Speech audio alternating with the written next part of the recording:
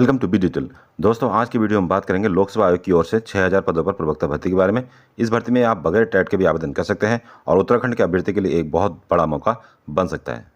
भर्ती का official notification Rajasthan Lok Sabha आयोग की ओर से आया है और दिनांक 28/4/2022 की ये ऑफिशियल नोटिफिकेशन है।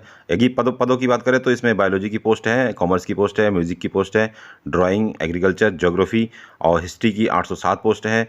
हिंदी की है 1462 पोस्ट है, पॉलिटिकल साइंस की 1196 पोस्ट है, इंग्लिश की पोस्ट है लेक्चरर की, और संस्कृत की पोस्ट है, chemistry, home science, physics, maths, economics, sociology, public education, Punjabi, Urdu, coach wrestling और coach kho kho, coach hockey, coach gymnastic, coach football और फिजिकल एजुकेशन। तो लगभग जितने भी इंटरमीडिएट स्तर पे जो भी पढ़ाया जाता है, 11th एंड 12th के जितने भी सब्जेक्ट राजस्थान बोर्ड में चलते हैं, उन सभी की वैकेंसीज यहाँ पे राजस्थान बोर्ड से जो है आई है।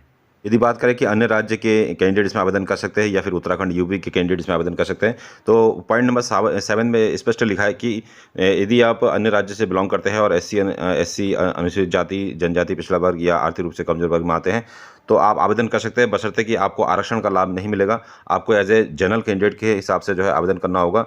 और यहाँ पे क्लियरली लिखा है अन्य राज्य के आवेदकों को उक्त का लाभ दे नहीं होगा, उन्हें सामान्य या अनारक्षित वर्ग के अंतर्गत आवेदन करना होगा। अर्थात उत्तराखंड के कैंडिडेट भी ये जो फॉर्म है लेक्चरार के, उसमें आवेदन कर सकते हैं। क्वेश्चन की बात करें तो यहाँ पे स्पष्ट लिखा है उपयुक्त पद क्रम संख्या 6 से लेकर 20 तक जितने भी पोस्ट है, उसमें यदि आपके पास पीजी रिलेटेड सब्जेक्ट में पीजी आपने कर रखा है, पोस्ट ग्रेजुएशन आपने कर रखा है, और उसके साथ साथ यदि आपने एनसीटी से वैलिड कोई बीएड डिग्री आपने, या फिर जो भी आपके स्टेट में नाम से जाना जाता है, नॉर्मली बीएड के नाम से जाना जाता है क्योंकि बीएड जो होता है वो 6 से लेकर 12 तक पढ़ाने के लिए वैलिड होता है। तो यहाँ पे बीएड के साथ साथ यदि आपने पीजी रिलेटेड सब्जेक्ट में आपने कर रखा है, तो इसमें जितने भी वैकेंसीज है उसमें अप्लाई कर सकते हैं। लेकिन कुछ ऐसे पोस्ट भी है जिसमें बीएड नहीं मांग रखा है, जैसे फिजिकल एजुकेशन है तो उसमें बीपीएड मांगा है या एमपीएड मांगा है, या म्यूजिक की पोस्ट है, या फिर कुछ और पोस्ट है जिसमें कि बीएड नहीं मांगा है, केवल पीजी के आधार पर भी आप आवेदन कर सकते हैं। शैक्षिक अर्हता के संबंध में एक और पॉइंट इसमें दे रखा है कि यदि आप अंतिम वर्ष में है, अर्थात यदि आप बीएड कर रहे हैं और फाइनल ईयर या फाइनल सेमेस्टर यदि आपका है, तो भी आप आवेदन कर सकते हैं। लेकिन प्रतियोगिता परीक्षा से पूर्व जो है आपका रिजल्ट आ जाना चाहिए, तब जाके आप इस फॉर्म को अप्लाई कर सकते हैं। और यदि सैलरी की बात करें तो इसमें जो है सैलरी 4800 ग्रेड पे है, तो 4800 ग्रेड पे नॉर्मली जो है वो 50,000 के आसपास इसका स्टार्टिंग सैलरी रहती है। और 2 साल जो है परिवीक्षा काल रहता है। परिवीक्षा काल का मतलब ये कोई भी जो गवर्नमेंट जॉब होती है जो लोकसभा आयोग से निकलती है, या फिर ग्रुप सी की जो वैकेंसीज होती है, वो परिवीक्षा काल ही रहता है, क्योंकि 2 साल तक आप अस्थायी तौर पर रखे जाते हैं।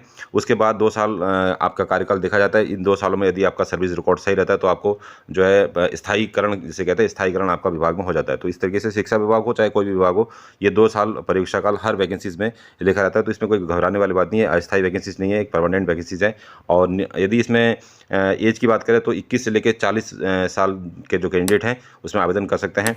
और यदि आप राजस्थान से बिलोंग करते हैं तो आपको अन्य पिछड़ा वर्ग या ओबीसी के रिलेटेड जो है 5 वर्ष, 10 वर्ष या 5 वर्ष का छूट आपको मिलेगा।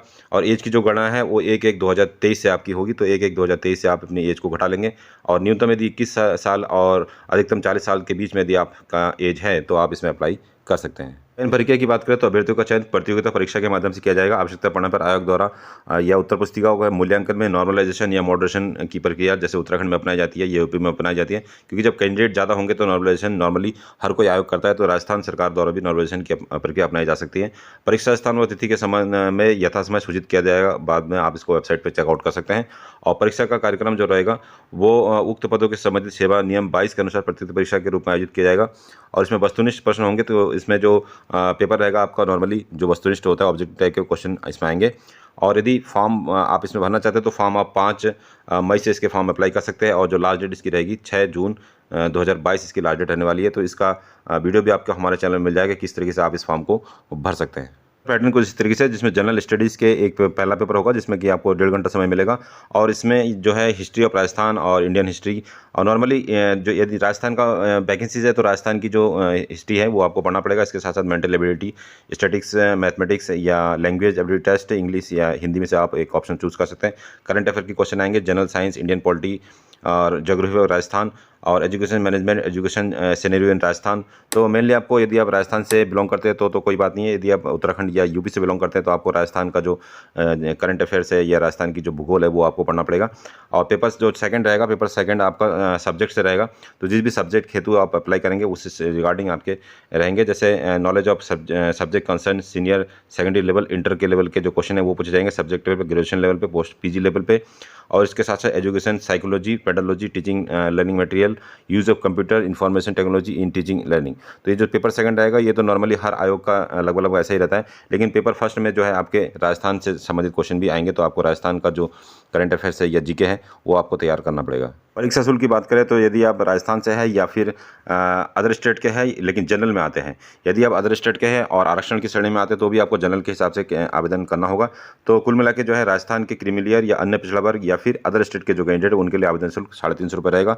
और यदि आप ईडब्ल्यूएस कैटेगरी के अंतर्गत आते हैं और राजस्थान से बिलोंग करते हैं तो 250 रुपये। और यदि आप SC/ST में हैं और राजस्थान से बिलोंग करते हैं तो आपको 2.5 लाख से इनकम कम सर्टिफिकेट भी दिखाना होगा और तब आप 150 रुपये में फॉर्म अप्लाई कर सकते हैं। और जो यदि आप राजस्थान के TPS क्षेत्र या अनुसूचित जाति जनजाति के क्षेत्र से बिलोंग करते हैं तो आपको 150 रुपये शुल्क लगेगा। नॉर्मली आप अदर स्टेट के कैंडिडेट है तो आपको जो है जनरल के हिसाब से 350 रुपये पे करना होगा।